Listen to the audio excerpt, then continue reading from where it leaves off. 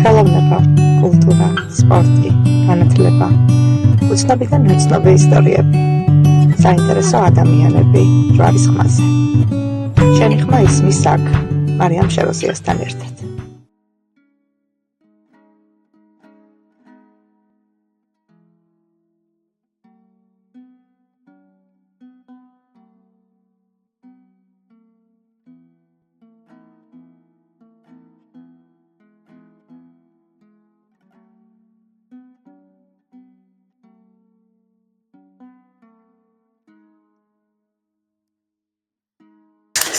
მოგესალმებით ძვირფასო რადიო მსმენელებო, ეს არის ჯვარის ხმა, მე მარიამ შეროზია ვარ. დღევანდელი ჩვენი სტუმარი გახლავთ ბატონი ზურაბ სამუშია და დღევანდელი პოდკასტი ეძღვნება ადამიანს, რომლის ღვაწლი, ესე ვთქვათ, ჯერად შეუფასებელია და ძალიან ბევრი ადამიანი ჩვენი საზოგადოების მის სახელს და გვარს ჯერ კიდევ არ იცნობს. აკაკი ჭანტურიაზე გვექნება დღეს საუბარი, გავიცნობით მის ბიოგრაფიას და იმ დიდ საქმეებს, რომელიც მას აქვს ნაკეთები ჩვენი რაიონის, ჩვენი კუთხის და სრულიად ქვეყნის სასარგებლოდ. მოგესალმებით ბატონო ზურაბ კიდევ ერთხელ და მადლობა რომ გვესაუბრებით ამ ძალიან მნიშვნელოვან ადამიანზე. მოგესალმებით, დიდი მადლობა დაინტერესებისთვის. ამ პიროვნებით ცხადია ჩვენ უნდა მივაგოთ ჩვენს წარსულს პატივი.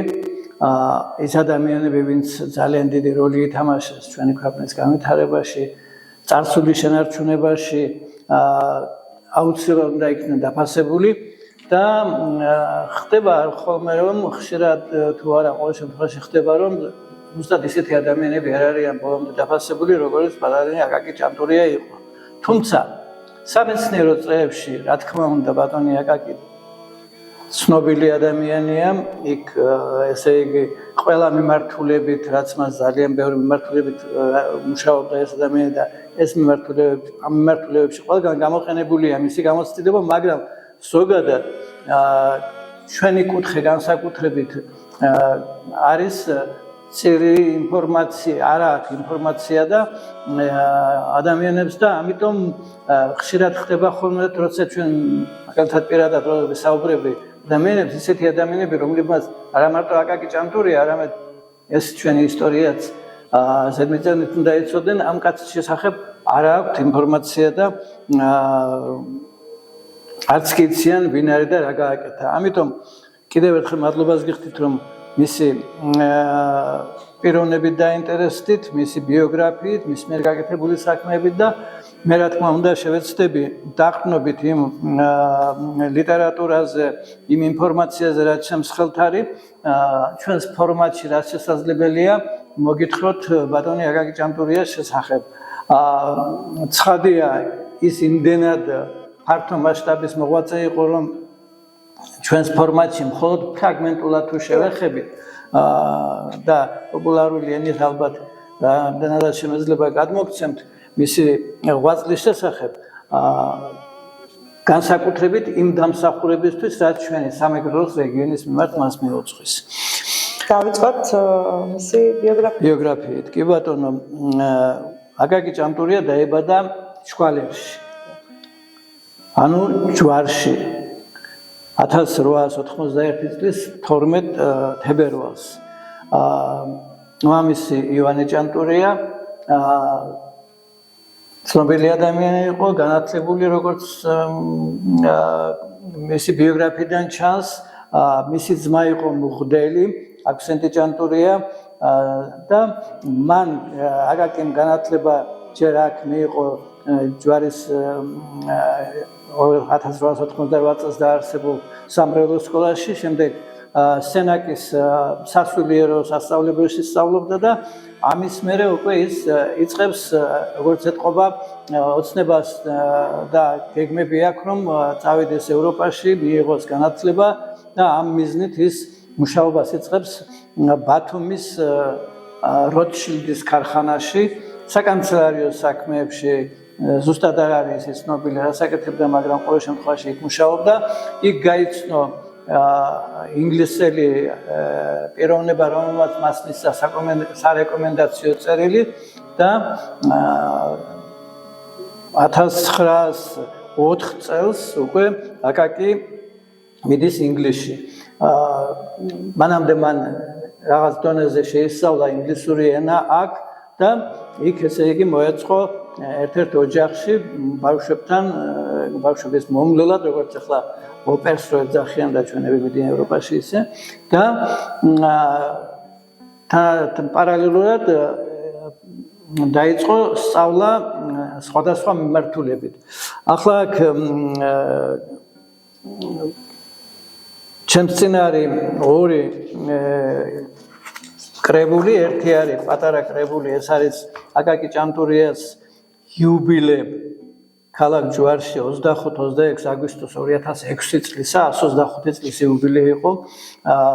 ბატონი გვანჯიმანიას ამ მრავალმხრივ ასევე ძალიან დამსახურებული კაცის ინიციატივით მოეწყო სამეცნიერო კონფერენცია, დამზადდა ფილა, რომელზეც წარწერა იყო, რომ აქ ესე იგი დაიბადა და ცხოვრობდა ასეთი ეს გამოჩენილი ადამიანი. ეს ფილა ჩქვალერში მის ნამოსახლარზე აღიმართა, დაიდგა. აქ იყვნენ ჩამოსული მისი შვილი, სხვა ესე იგი თბილისიდან სტუმრები, რაიონიდან და ასე შემდეგ და აი ეს დღე იყო ამ კუთხისთვის აკაკის გაცნობის ერთ-ერთი საშუალება. რადგან საკმაოდ ბევრი ხალხი მონაწილეობდა ამაში. ჩვენ ჩქვალერში ავალთ, მაგრამ და ალბათ ნახავთ იქ ადგილზე მის ნამოსახლარს. საგულისხმოა, რომ ბატონი აკაკი, რომელმაც ძალიან ბევრი მიმართულებით მიიღო ცოდნა ევროპაში და ჩამოთვლილია 33 სხვადასხვა მიმართულება, ძირითადებს ბოლომდე თუ არა ყოველ შემთხვევაში არქეოლოგია, არქივისტიკა, ბიბლიოფილია, გეოგრაფია, გეოლოგია, დენდროლოგია, დიპლომატია, ეთნოლოგია, ენათმეცნიერება და ასე შემდეგ მრავალი მიმართულებით ეს ადამიანი მოღვაწეობდა მთელი 16 წლის განმავლობაში იყო ევროპაში. აქედან გარკვეული ხანი მან იმოგზაურა მსოფლიოს გარშემო, იყო ამერიკაში, გარკვეული ხანი იქაც დარჩა, კაროლინის უნივერსიტეტშიც მიიღო გარკვეული სწავლა-განათლება, ასევე ლონდონის უნივერსიტეტში და იქვე შეირთო ინგლისელი ლორდის ქალიშვილი, მათ ყავდათ 5 შვილი, 4 ვაჟიშვილი და 1 ქალიშვილი და საგულისხმოა განსაკუთრებით ამ ადამიანის და საოცარი ამ ადამიანის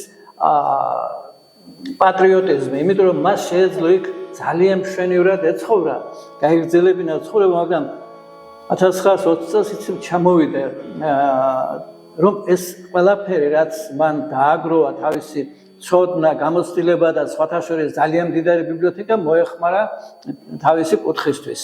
მას თავი პირადი დიდება ფაქტობრივად შესწირა. დიახ, ბოლომდე შესწირა. სხვათა შორის ის ინგლისელი მეუღლე რო ჩამოვიდა, ცნობილია ბატონი ეგნატე ფიფია იგონებს, რომ მან მალე ისწავლა მეგრულიც ბატონეთშმო და ესე იგი ყველანაირად ეხმარებოდა თავის მეუღლეს, ძალიან ისეთ დროს არის ჩამოსული 1920 წელს ჯერ კიდევ დამოუკიდებელი საქართველო არსებობდა, მაგრამ უკვე ბოლშევიკები უტევდნენ და უკვე 2-3 თვეში ამ მისი ჩამოსვლის მერე ბოლშევიკებმა დაიპყრეს საქართველო და გასაბჭოება მოხდა, მაგრამ ამ ადამიანს იმდენად ჰქონდა, ესე იგი მიზნად, რომ ეს ყველაფერი გადაერჩინა და მუზეუმში თავი მოეყარა სამეგრელოში არსებული სიწმინდეების, განძის და ასე შემდეგ, რომ მან ითანამშრომლა ყველანაირი არქივი გამოიყენა იმისათვის, რომ ამ ბოლშევიკების დროსაც ძირითადი მიზანი, რაც მას ჰქონდა, როგორმე განეხორციელებინა. პირველი, რაც გააკეთა, ეს იყო, რომ მუზეუმის დაარსების და მანამდეც იყო, მაგრამ მან როცა ესე იგი შეკრება დაიწყო ამ ყველაფერს და თავმოყრა, მას ოფიციალური სტატუსიც მიენიჭა, ეს იყო საქართველოს მუზეუმის წარმომადგენელი სამეგრელოში და კოორდინატორი ამ მუზეუმის შექმნისა, გარკვეული მეცნიერების, მათ შორის გიორგი ჩუბინაშვილის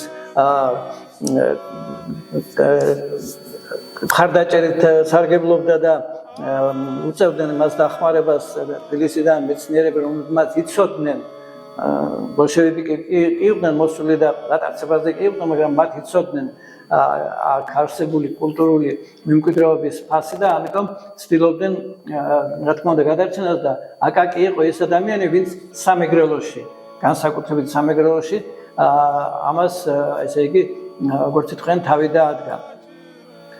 ესე იგი 1922 წელს პირველი ერთ-ერთი რაც გააკეთა კულტურული მემკვიდრეობის დაცვის თვალსაზრისით ის იყო რომ მოიწვია ბატონი გიორგი ჩუბინაშვილი, შეიქმნა პატარა კომისია სამკაციანი აკაკის, ჩუბინაშვილის და ერთ-ერთი მაშინდელი ხელისუფლების წარმომადგენლის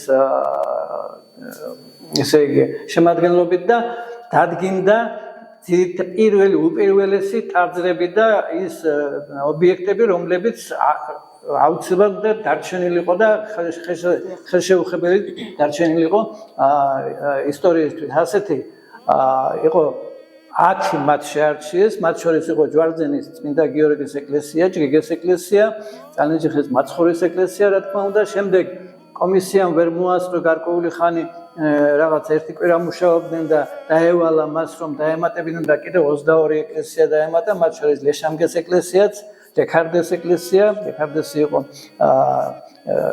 ახლა ნაკასრო ეძახით იმ ადგილას კიდევ ეკლესია იყო, ოღონდ ფიცრული ეკლესია იყო, მაგრამ ხატი იყო ძლიერი და მოკლედ პირველ რიგში აი ეს გააკეთა რომ აი ამ კუთხესთვის შეენარჩუნებინა არსებული ძეგლები. თუმცა ამ ეკლესია მონასტრებში და სასახლებში არსებულ ესე იგი განძეულობას, ასე ვთქვათ, როგორც ისტორიულს, ისე ფიზიკურად განძეულობას, რა თქმა უნდა, მათ დაპატრონება ახალმოსულმა მთავრობამ, ბოლშევიკებმა, რევკომები იყო და ასე შემდეგ, რა თქმა უნდა, ცდილობდნენ რომ როგორც ფიზიკურად დაპატრონებოდნენ რაღაც ნივთებს, ისე აი ეს შენობები რაც იყო, ნაგებობები რაც იყო, ის გამოეყენებინათ ხელისუფლებისთვის მათი რაღაც სასურველი გამოყენებისთვის ალბათ. დიახ, განეთავსებინათ იქ სხვადასხვა სახელმწიფო ორგანოები, რასაც რა თქმა უნდა ცდილობდა რომ აკაკი ესე იგი განსაკუთრებით მნიშვნელოვანი ობიექტები არ დაზიანებულიყო.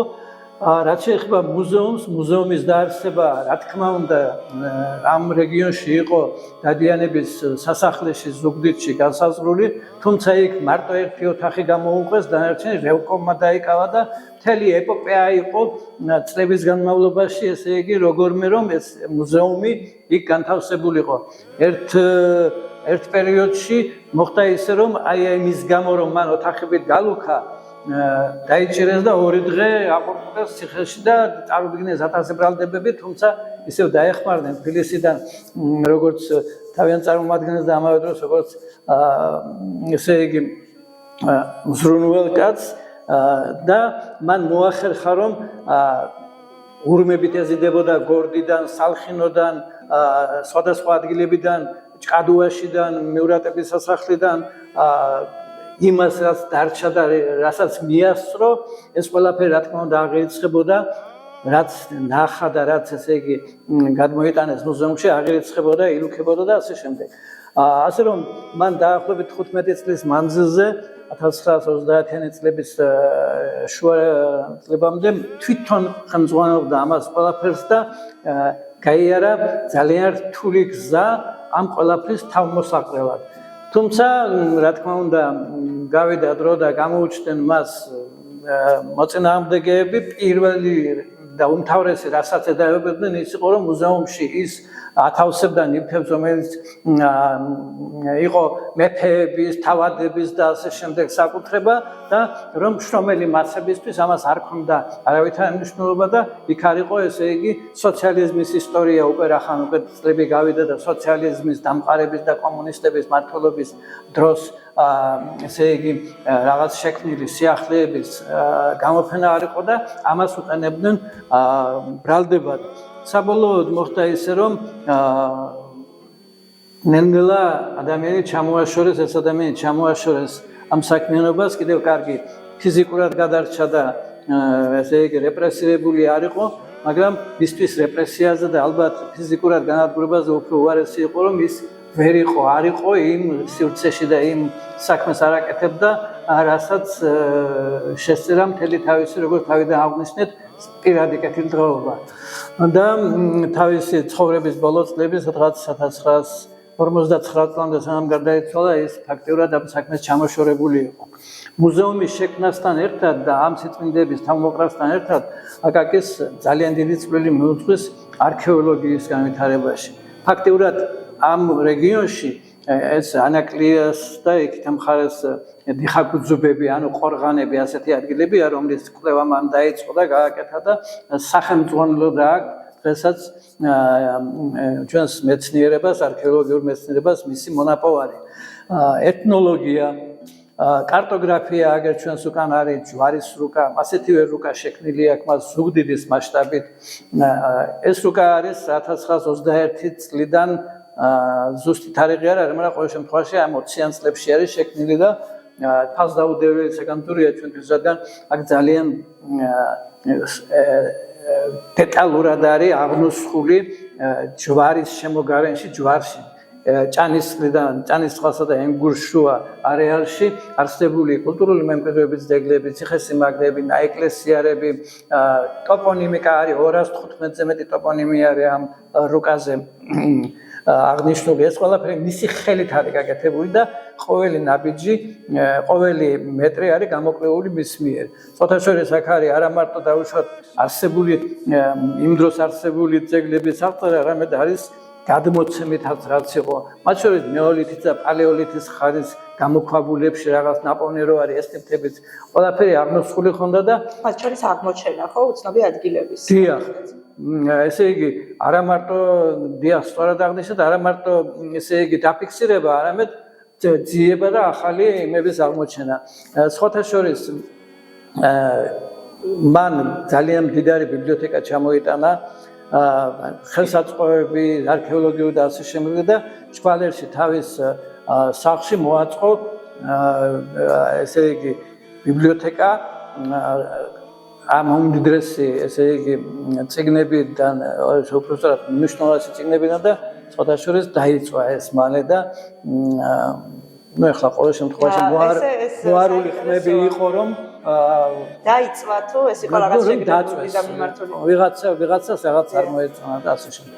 ყოველ შემთხვევაში ის რაც აქ იყო განადგურდა, მაგრამ მათ წლების მანძილზე შექმნა და გამოცემული აქ არის ჩამონათვალი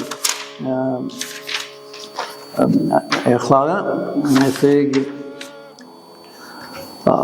მისი გამოცემული შრომებია ეთნოგრაფიული ჩანაწერები, ისტორიული არქეოლოგიური ძიებანი, მასალები მეგრულ ქართული ეთნოგრაფიული ლექსიკონისათვის, მეგრული ზღაპართმულები, ოქროს ვერსსა და ოქროს კრავზე, ზღაპრები, მეგრულად ჩაწერილი, მეგრულ პირსახელთა ლექსიკონი და ასე შემდეგ.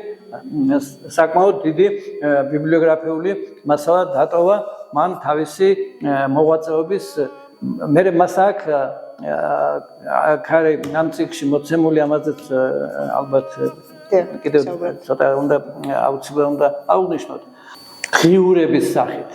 მათ შორის არის მისი მიმოწერა, მისი ყოველდღიურობა, ამ არსებულ ხელისუფლებასთან ბრძოლა, მისი წერილები ზემდგომებთან, მათ შორის არის განცხადება სტალინის სახელზე და ბერიას სახელზე და ასე შემდეგ. და ახლა ჩვენ აუცილებლად უნდა გადავიდეთ და უნდა ვთქვათ, განსაკუთრებული მადლობა უნდა უთხრათ ისტორიკოს, ძალიან კარგ ადამიანს, ბატონ გიორგი კალანდიას, რომელმაც აგერ 20 წლის წინ 2006 წელს ეს კრებული შექმნა, მოიძია მასალები,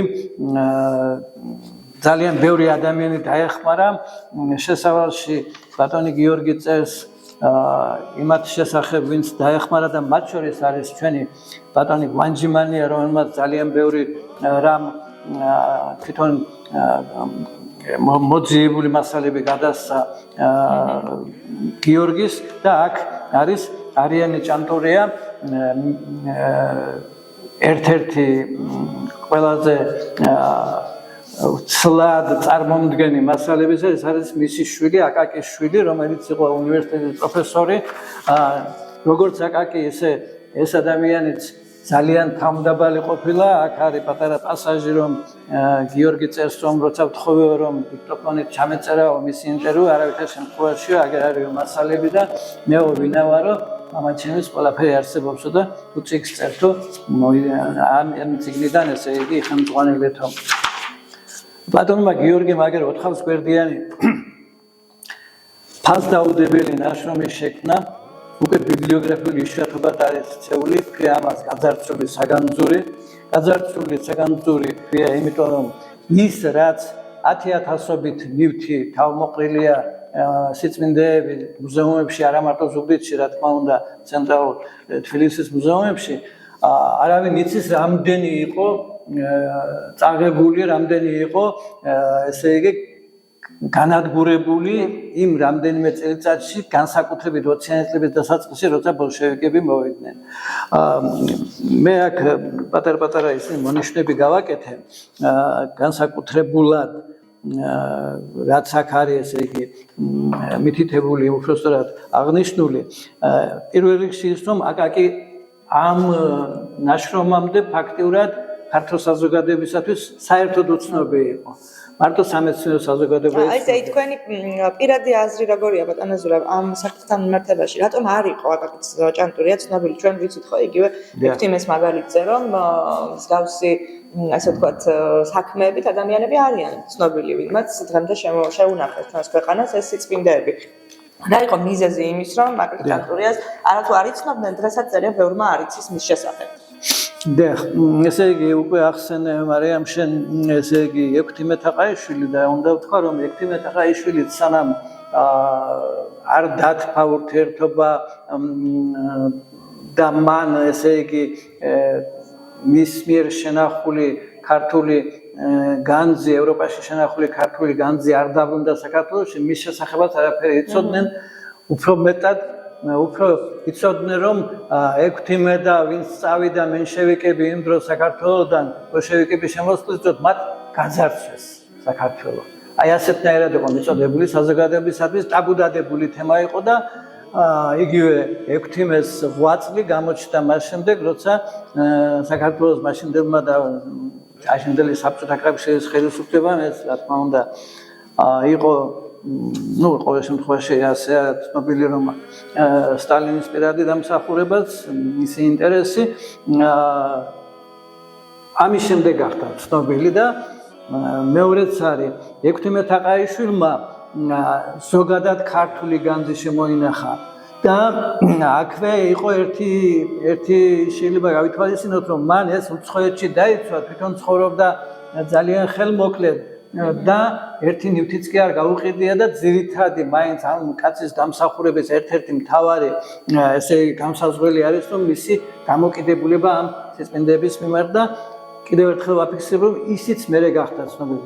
ასევე იყო აკაკისთან მიმართებაში მე უკვე ვახსენე ჩემ საუბარში აქამდე რომ 30-იან წლებში მას უკვე გამოუჩნდნენ მისი ღვაწლის არადამფასებლები, არამედ პირიქით მიმჭკმარმელები და ესეთი ადამიანები, რომლებმაც ტაბუ დაადეს მის მანამდე არსებობდა ვიღაცა მიიწერა. შეიძლება მაშინ არ ვიცით ჩვენ მაშინდელი ესე იგი პრესა და ასე შემდეგ ალბათ ვიღაცა მიიწერდა ამ საქმეს, თუნდაც მუზეუმის დაწესებას და გვიან გახდა ცნობილი, ესე იგი 90-იანი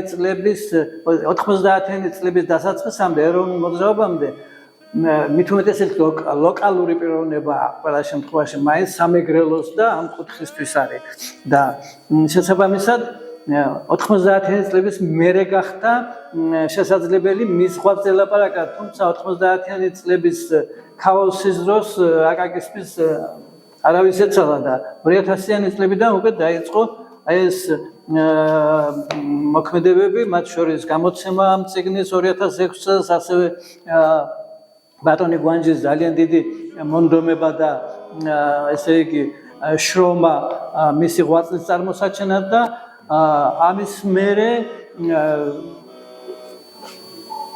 ეხლა ჩვენ რასაც ვაკეთებთ ალბათ კარგი იქნებოდა უფრო ფართე მასშტაბის რესპუბლიკური ქვეყნის ტელევიზიების სხვადასხვა პოლიტიკით რო არიან დაკავებული, თუმცა ეს 30 წელიწადი იცით თქვენ, ჩვენ ძალიან დუღარე პერიოდში ვარ და ისტორიისთვის ძალიან ცოტა ადგილი რჩება ჩვენს საინფორმაციო სივრცეში.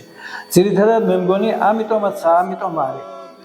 მაინც ესე იგი მეცნიერება იმდენად არ არის დაფასებული, ამდენადაც უნდა იყოს. მით უმეტეს, როცა ეს ჩემი პირადი აზრია, როცა კონკრეტულ ადამიანს ეხება საქმე, ადამიანებს ზოგადად საზოგადოებას უჭირს აღიარება მისი ღვაწლის, იმიტომ რომ რაღაცნაირად თითქოს ვიღაცის რაღაც კარგად დაფასება თითქოს მეორე ადამიანს ამდაბლებს. დაახლოებით ასეთი გვაქვს ჩვენ მენტალიტეტში, რატომღაც და ამიტომ ალბათ ამიტომ მოხდა. შეუძლებელია ერთმა გადაცემამ მოიცვას აკაკი ჭანტურიას ცხოვრების გზა, მისი ღვაწლი და ის დიდებული საქმეები, რომელსაც ის წლების განმავლობაში აკეთებდა და ემსახურებოდა. მაგრამ გადაცემის მიწურულს ჩვენ გადავინაცვლებთ სოფელ ჩქვალერში და გამოგზაურებთ იმ ბილიკებზე, მოროჟას ნაპირზე, სადაც არის მისი ნატერფალი და სადაც დაირწა დიდესი ადამიანის აკვანი. წავედით.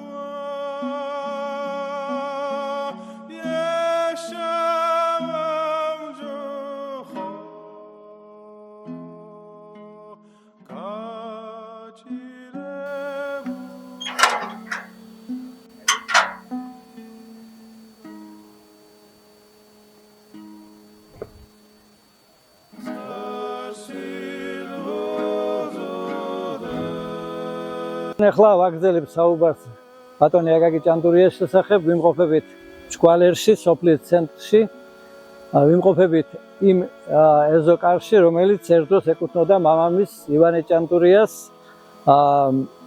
შემდეგ აკაკის აქედან წასვლის მერე, რა თქმა უნდა, სხვა მეპატრონე ყავდა ამ ეზოკარს, მაგრამ ყოველ შემთხვევაში დღესდღეობით აქ ადამიანები არ ცხოვრობენ და ჩვენთვის საინტერესო გარდა იმისა, რომ აკაკის მამის ეზოკარია და მისი ადგილი, სადაც მან ფეხი აიდგა, ამავე დროს არის საინტერესო იმით, რომ იმ ადგილას ახლა სადაც ჩვენ ვდგევართ, 2006 წელს აკაკის 125 წლის თავზე აქ მემორიალური ფილა განვათავსეთ ორგანიზატორებმა იმ ღონისძიების. ეს იყო იუბილე 125 წლისთავი, იყო სამეცნიერო კონფერენცია, რომელიც რა თქმა უნდა პირველ რიგში გვანჯიმანიას, მისი ძმის ბონდოსი და ჯვარელი ინიციატორების მიერ იყო ორგანიზებული. საკმაოდ წარმომადგენლობითი ღონისძიება იყო, ჩამოსული იყო ბატონი აკაკის შვილი, მისი შვილიშვილი, ჩამოსული იყვნენ მეცნიერები რამდენიმე, რაიონიდან იყვნენ. აქ ესე იგი ადგილობრივი ზურაბ ჭანტურია, რომელიც მამის ბიძაშვილის შვილია, აგერ არის მისი სახლი, ის იყო ძირითადი მასპინძელი. აქვე ესე იგი გაიმართა საუბარი აკაკის დამსახურების შესახებ, განვათავსეთ ეს ფილა. შემდეგში წლების მანძილზე იყო, მაგრამ დროთა ვითარებაში ალბათ მოულელობის გამო, ალბათ ჩვენც ვერ მივხედეთ, ალბათ სოფელმაც ვერ მიხედა და დღესდღეობით ეს ფილა არ არის, მაგრამ ყოველ შემთხვევაში ჩვენ ვართ იმ ადგილას, სადაც დაიბადა აკაკი და სხვათა შორის, სადაც მან ინგლისიდან დაბრუნების შემდეგ თავის სახლში მოაწყო, როგორც ამბობენ, უმდიდრესი ბიბლიოთეკა, რომელიც ჩამოტანილი ჰქონდა ინგლისიდან და ასევე ხელსაწყოები, ეთნოგრაფიული, არქეოლოგიური და ასე შემდეგ. ამის შემდეგ აკაკი გადავიდა ზუგდიდში. ეს ის რო იყო, როცა მუზეუმის დაფუძნების პროცესი დაიწყო. ყოველ შემთხვევაში აქ უნდა აღვნიშნოთ, ახლა ჩქვალერში რო ვართ, რომ ეს არის სოფელი, სადაც პირდაპირ შეიძლება ვთქვათ, ტიტანები გაიზარდნენ, მათ შორის ეგნატე ფიფია და მისი ეგნატე ფიფიას და აკაკი ჭანტურიას ბარელიეფები არის სოფლის ცენტრში განთავსებული. ნამდვილად საამაყოა ამ სოფლისთვის, საამაყოა ჯვარისთვის, იმიტომ რომ ჯვარს გამოეყო ჩქვალერი, ერთი თემი იყო, გამოეყო 1975 წელს, მანამდე ერთი თემი იყო და ბატონი აკაკის დაბადების ადგილად, ასევე ეგნატესი ყოველთვის მითითებულია ზოგადად ჯვარი. კიდევ რა შეიძლება ვთქვათ აქ ჩქვალერში ყოფნის დროს, ალბათ აუცილებლად უნდა აღვნიშნოთ ისიც, რომ ეს ადამიანი, ბატონი აკაკი, უზომოდ იყო შეყვარებული თავის კუთხეზე. მას შეეძლო ლორდის სიძე იყო, ლორდის ქალი ყავდა მეუღლე და დარჩენილი იყო. იქ მან უამრავი სპეციალობა ითვისა, ამერიკაში, მსოფლიოს გარშემო იმოგზაურა, რამდენიმე სასწავლებელი დაამთავრა უნივერსიტეტი. მას შეეძლო მართლაც ლორდივით ეცხოვრა ამერიკაში, მაგრამ მან არჩია ისევ აქ ჩამოსულიყო და პირველ რიგში რაც გააკეთა, ეს იყო აი ამ კუთხის შესწავლა, ჩქვალერის, ჯვარის და ამ რეგიონის შესწავლა, როგორც არქეოლოგიური, ისე ეთნოლოგიური. მან შექმნა რუკა, რომელსაც ჩვენ იქ მუზეუმში კიდევ ერთხელ ვნახავთ და ვისაუბრებთ იმ რუკაზე, ჯვარის რუკა, სადაც 200-ზე მეტი ტოპონიმია, მათ შორის ყველა ღირსშესანიშნავი ადგილი არის მონიშნული, დატანილი ამ რუკაზე და ეს იყო ერთ-ერთი პირველი, რაც მან გააკეთა. შესაბამისად, მას სამშობლოში ჩამოსვლით პირადად მას არაფერი კარგი, ასე ვთქვათ, დაბირულად ვთქვა, არ დამარცხნია, იმიტომ რომ კი შექმნა ამხელა მუზეუმი, ამდენი ღვაწლი მიუძღვის, მაგრამ მისი დაფასება არ ყოფილა. 30-იან წლების ბოლოს ის უკვე ინტრიგების მსხვერპლი გახდა და ძლივს გადაურჩა დახვრეტას. ასე რომ ამ კაცის ერუდიცია, მისი ტალანტი, მისი განათლებულობა ეს ერთი მხარეა და მეორე მხარე არის მისი პატრიოტიზმი, რომელმაც აქ და მით უმეტეს ისეთ დროს ჩამოიყვანა, როცა აქ ძალიან დიდი ცვლილებები ხდებოდა. ჯერ იყო საქართველოს დამოუკიდებლობა და უკვე 21 წელს გასაბჭოება და შემდეგ ამ ბოლშევიკებთან ბრძოლა, რომ მათგან ეხსნა ხელყოფისაგან ის სიმდიდრეები, ის ძვირფასეულობა, ის სიწმინდეები, რომელიც ჩვენს რეგიონში სამეგრელოში იყო თავმოყრილი. ასე რომ ამ კაცს ძალიან დიდი დამსახურება მიუძღვის და ჩვენ მის ნატერფალზე ვიმყოფებით ახლა ამ წუთს.